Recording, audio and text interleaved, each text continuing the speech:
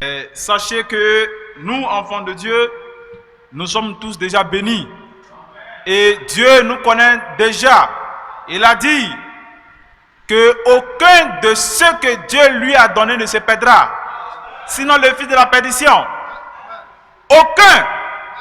Aucun. Donc soyez rassurés, vous ne serez jamais perdus. Vous n'allez jamais vous perdre. Parce que vous êtes des brebis. Et vous connaissez la voix du berger. Et on va toujours le suivre, que Dieu soit béni. On va prendre quelques passages sur lesquels nous allons nous appuyer ce soir pour dire deux mots. J'ai pris ici 4 passages ici. Le premier passage, c'est dans 2 Samuel chapitre 22, 2 à 3. 2 Samuel chapitre 22, 2 à 3. Je fais la lecture.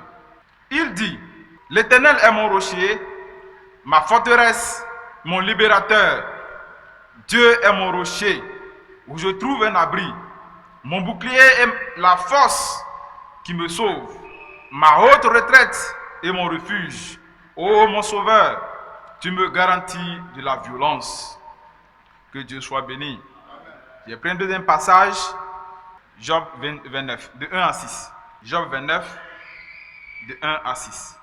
J'ai fait la lecture. Job prit de nouveau la parole sous forme sentencieuse et dit, oh, que ne puis-je être comme au mois du passé, comme au jour où Dieu me gardait, quand sa lampe brillait sur ma tête et que sa lumière me guidait dans les ténèbres. Que ne suis-je comme au jour de ma vigueur, où Dieu veillait en ami sur ma tente, quand le Tout-Puissant était encore avec moi et que mes enfants m'entouraient, quand mes pieds se baignaient dans la crème et que le rocher répandait près de moi des ruisseaux d'huile. Psaume chapitre 1, le verset 1 et 2. Psaume 1, verset 1 et 2. Heureux l'homme qui ne marche pas selon le conseil des méchants, qui ne s'arrête pas sur la voie des pécheurs et qui ne s'assied pas en compagnie des moqueurs, mais qui trouve son plaisir dans la loi de l'Éternel et qui la médite jour et nuit. Matthieu chapitre 7, 24-25. Je fais la lecture. C'est pourquoi quiconque entend ces paroles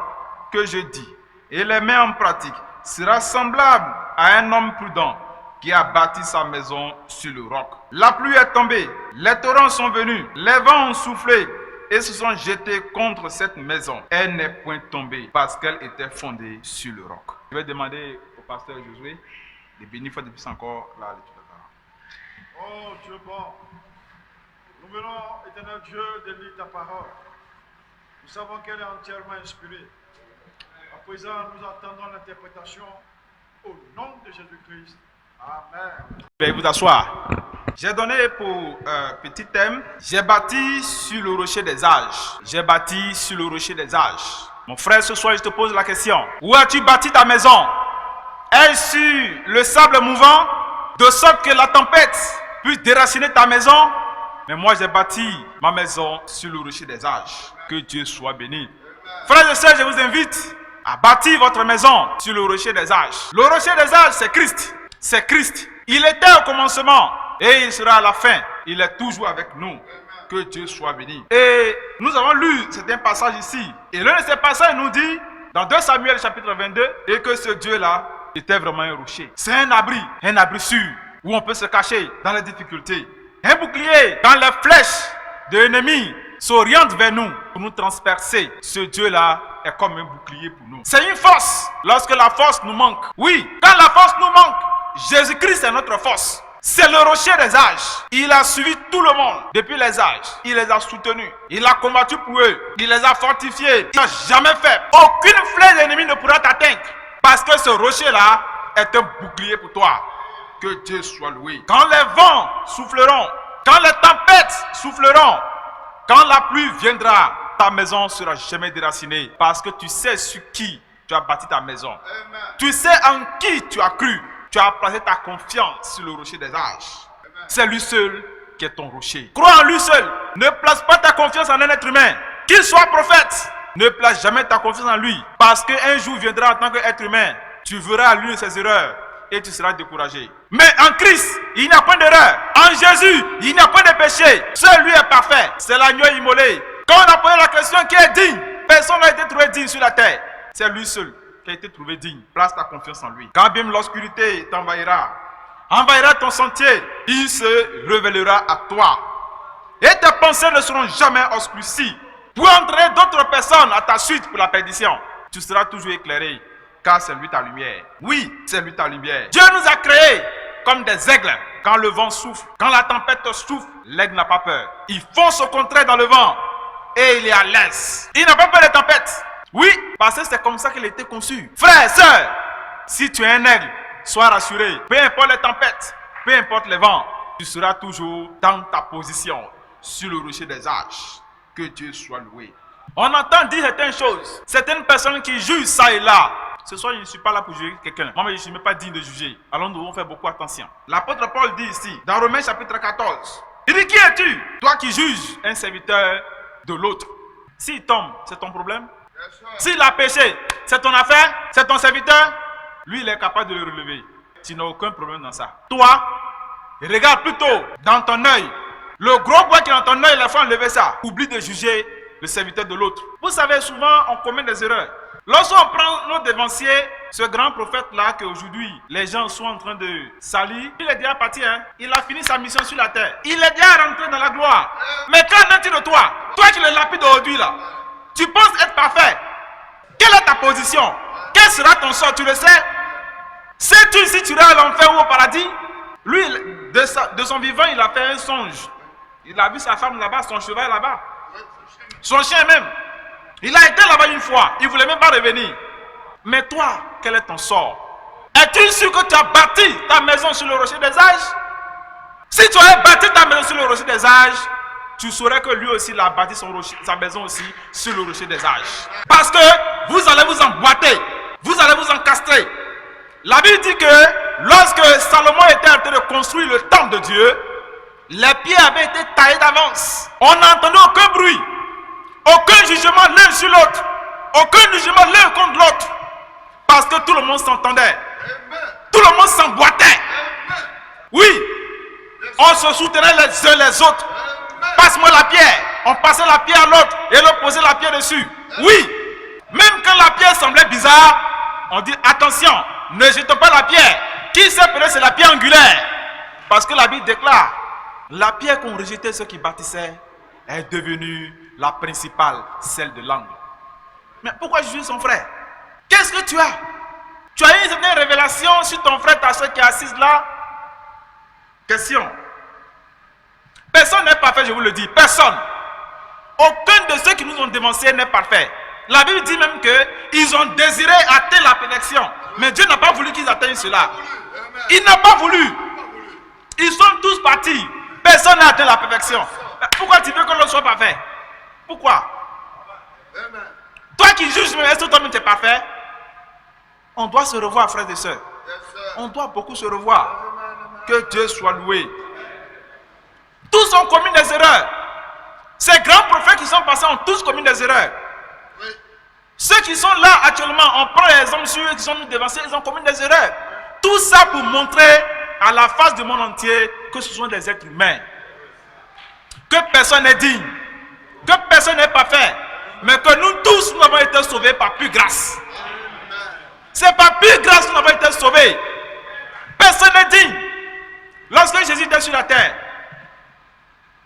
et que les gens avaient saisi ces femmes pécheresses là, en flagrant délit d'adultère, l'homme lui il avait fui. On a attrapé la femme. Dit Jésus, on a attrapé cette femme là. Elle a commis trop de péchés. Elle doit aller à l'enfer. Ils ont commencé à la juger déjà. Comme si eux-mêmes étaient dignes. Jésus leur a posé une simple question. Celui qui n'a jamais péché, qui se croit parfait, qui prenne le premier la pierre pour la lapider. Et il s'est abaissé là, il a commencé à écrire sur là. Ils ont vu en réalité qu'eux-mêmes là, ils n'étaient même pas dignes. Ils n'étaient même pas dignes de juger. Parce qu'en réalité, leur péché était plus grand que le péché de cette dame-là. Tout simplement parce qu'on ne l'avait pas attrapé. Leur conscience a commencé à les juger. Et ils sont tous entrés chez eux. Vous voyez? C'est pour dire qu'on n'est pas digne. On n'est pas digne. Si un seul jour, une seule fois, tu as menti, tu as fait quelque chose de contraire à la parole de Dieu, sache que tu n'es pas digne. Sache que tu n'es pas digne. Et chacun de nous ici, une fois, on s'est surpris en train de mentir. Oui, on s'est surpris une fois en train de mentir. Tu n'es pas digne, tu es un être humain. Dieu dit l'enfant de Dieu ne pêche pas. Parce que lui ne demeure pas dans le péché. Quand il commet une erreur, il dit oui, j'ai commis une erreur. Mais nous, on juge facilement. Que Dieu soit loué. Amen. Prenons l'apôtre Paul. Sa vie est jonchée de péchés, d'erreurs. Cette grande personnalité, qu'est-ce qu'elle n'a pas fait?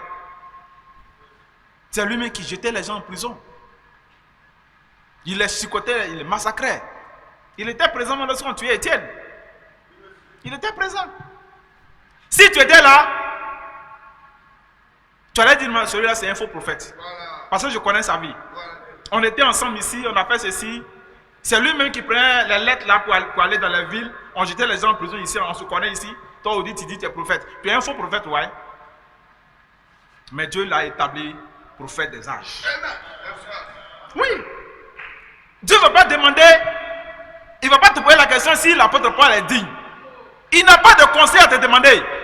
Il dit, moi je l'ai choisi comme prophète, un point, un trait. Pourquoi toi tu le juges? C'est ton serviteur. Si toi tu avais vécu au temps de l'apôtre Paul, au jour d'aujourd'hui tu l'aurais jugé. Tu allais dire que c'est un faux prophète. Mais il n'est pas un faux prophète, c'est un prophète authentique. Que Dieu soit loué. Prends le roi David. Nombreux l'ont condamné. Oui. Nombreux l'ont condamné. Même ses enfants eux-mêmes. Ils ont trouvé que leur papa n'était pas digne. Et même a eu l'audace même de prendre ses femmes. Oui. Parce qu'il a trouvé que son papa n'était pas digne. Toi tu es digne. On connaît la suite de l'histoire.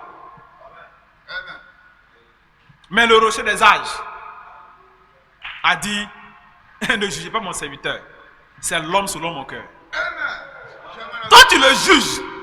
Mais celui qui l'a créé dit c'est l'homme selon son cœur. Toi tu dis quoi? Tu as quel problème? Toi tu peux trouver que ma femme est ceci, ma femme est cela, ma femme est ceci, ma femme est... Moi je l'aime. Toi ton problème il est où? C'est ma femme. C'est pas ce que tu as dit là qui a fait qu'il vient la chasser. Si vraiment tu l'aimes, tu ne peux pas chasser ta femme à cause de ce que l'autre dit. Toi-même tu vois. Je vous le dis, toutes nos femmes ont des erreurs. Il n'y a pas une seule femme, il n'y a pas un seul frère ici qui a dit non, sa femme n'a pas. Non, il n'y en a pas. Il n'y en a pas. Mais on ne regarde pas les péchés. On ne regarde pas les erreurs. Peut-être que c'est à cause du petit plat de photo que tu prépares le samedi là que tu l'apprécies. Pour toi, ça suffit largement déjà. Ça suffit. Peut-être que c'est le fait qu'elle prie pour toi quand tu es au travail. Quand tu reviens, tu la vois en train de prier pour toi. Ça te suffit largement. Mais Dieu sait pourquoi il nous a choisis. Vous savez pourquoi Dieu a choisi Samson? C'est pour un but. Oui. C'est dans un but qu'il a choisi. Mais on connaît ses erreurs. Si je veux pas trouver les gens, on ne va pas quitter ici. Je vais passer. Mais pourquoi tu juges l'autre? Dieu sait pourquoi il l'a choisi. Il l'envoie en mission. Il a des gens à qui il a dit, va coucher avec celle-là. Il dit quoi? Il dit oui, c'est moi qui t'envoie. Il envoie même des nourritures, il dit ça il faut manger, c'est moi qui envoie. Il dit non, je ne mange pas ça là. Mais attends, vous avez quel problème? C'est Dieu qui est, il est souverain. Que Dieu soit béni. L'apôtre Pierre, on lui a posé la question, on dit, toi là on dirait que tu es... Il dit non, je le connais même, il a menti en direct. Et cela a été filmé, cela a été enregistré, publié sur les réseaux sociaux. Jésus a dit, je m'en fous. Même s'il m'a renié, je lui donne l'autorité, c'est lui qui sera mon berger ici, il va veiller sur mes brebis. D'ailleurs, même je lui donne la clé même. Je m'en fous, peu importe, il m'a renié, il ne m'a pas renié, publiez ça, c'est votre affaire. Il a choisi Pierre. Et au jour de la Pentecôte, il a reçu le Saint-Esprit. Et c'est lui-même qui nous a montré le chemin, qui nous a tout expliqué. Oui. Dans Actes chapitre 2, verset 38. Oui. On lui a posé la question, que ferons-nous, hommes frères? Il dit que chacun de vous se repente d'abord, qu'il soit baptisé au nom du Seigneur Jésus-Christ pour la rémission de vos péchés et vous recevez le don du Saint-Esprit. Il dit cette promesse est pour vous. Pour ceux qui sont loin, en aussi grand nom que le Seigneur notre Dieu les appellera. Oui. Hier il avait renié le Seigneur. Mais Dieu n'a pas regardé ça. Voilà pourquoi j'ai apprécié la prédication du pasteur. Ça dépend de comment toi tu regardes. Quelle est la facette que toi tu regardes? Tu t'es positionné où pour regarder? Étais-tu sur le rocher des âges pour regarder? Est-ce que le rocher des âges t'a prêté ses jumelles pour regarder? Est-ce que tu ne vois pas flou? Si tu vois distinctement, tu allais savoir que c'était un élu de Dieu. Et que ce que Dieu a déjà béni, tu n'as plus le droit de maudire. Que ce que Dieu a déjà classé comme super, toi tu ne veux pas dire que c'est pas bon. Tu n'es pas digne, frère. Il faut te revoir. Tu n'es pas digne, soeur. Il faut te revoir. En jugeant, on doit beaucoup faire attention, hein, frère.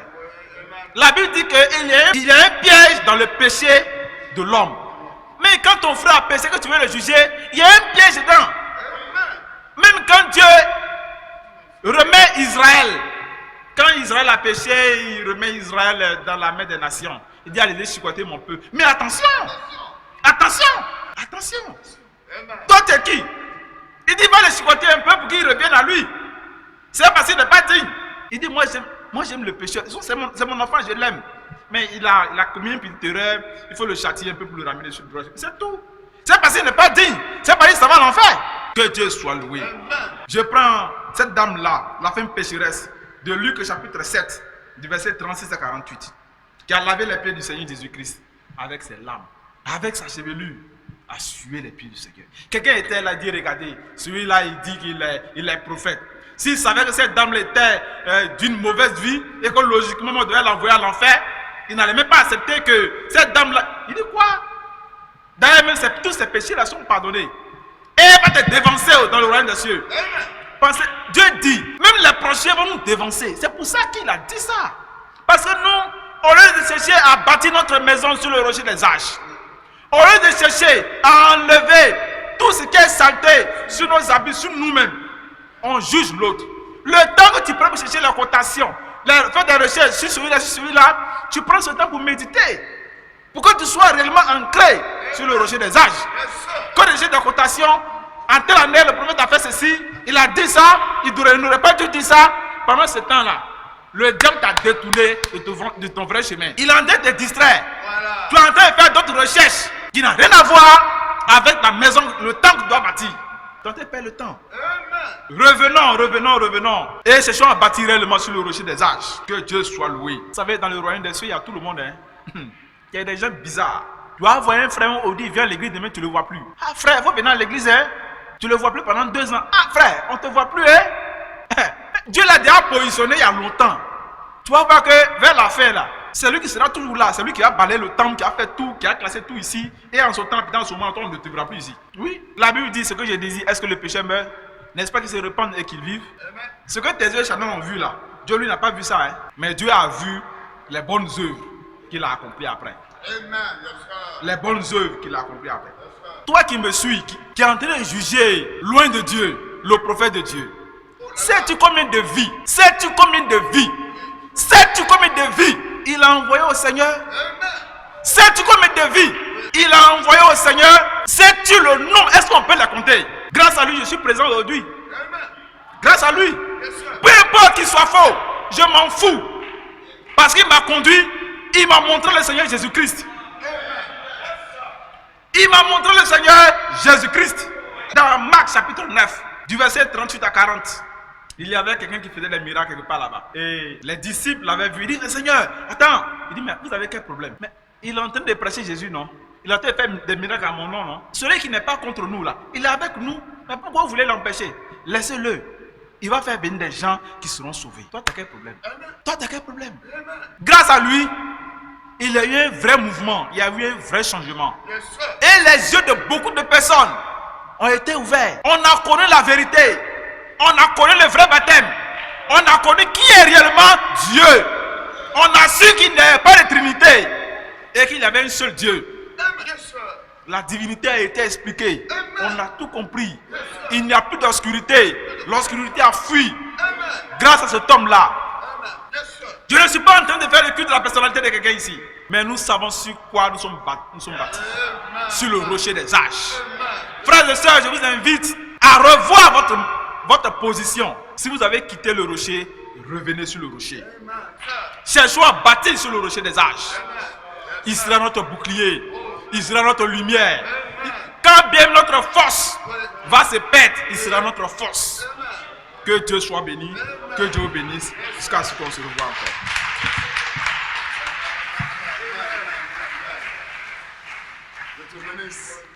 Amen. Oui, j'ai bâti sur le rocher des âges. C'est une bonne prédication.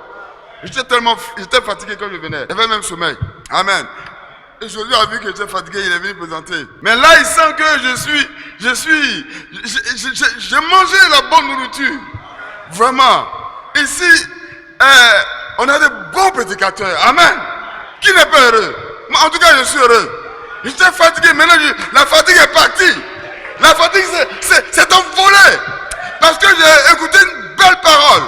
J'ai bâti sur le rocher des âges. Est-ce qu'on peut faire ce cantique-là? J'ai bâti sur le rocher.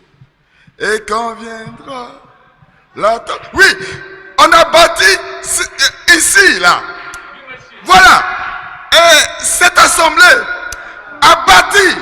Oui, à la tête de cette assemblée, physique, hein, voilà, le pasteur David, oui, avec vous et moi, nous avons bâti sur le rocher des âges. Le prophète Branham nous a montré le Seigneur Jésus-Christ. Le prophète Branham nous a montré la bonne direction. Le prophète Branham nous a montré la divinité. Le prophète Branham a prêché sur les séments de serpent. Le péché originel.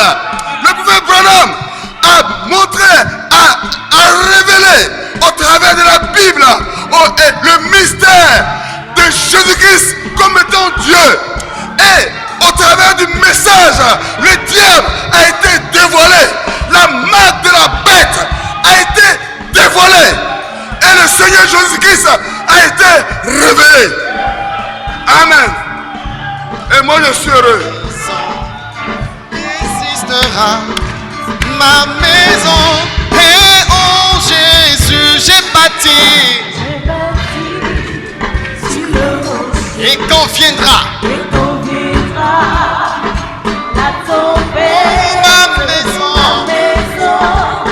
existera ma maison et oh Jésus. j'ai bâti sur le rocher. Sur le rocher, et quand viendra la tempête, ma maison existera, ma maison et quand La pluie et le vent, la tempête se déchaînera. Et ma maison